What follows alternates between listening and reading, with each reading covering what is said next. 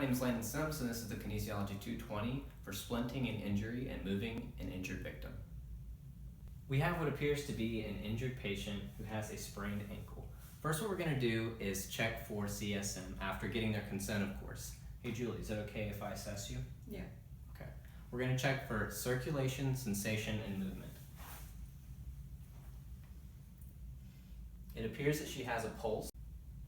We're going to use RICE to help this victim out. RICE is an acronym that stands for rest, ice, compression, and elevation.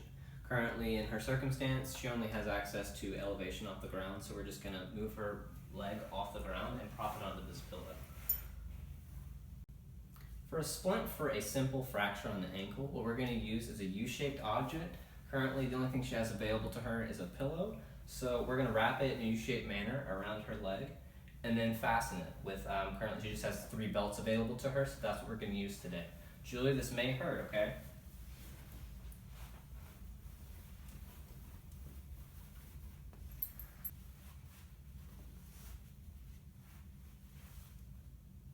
Now we're going to move the victim to a safe position.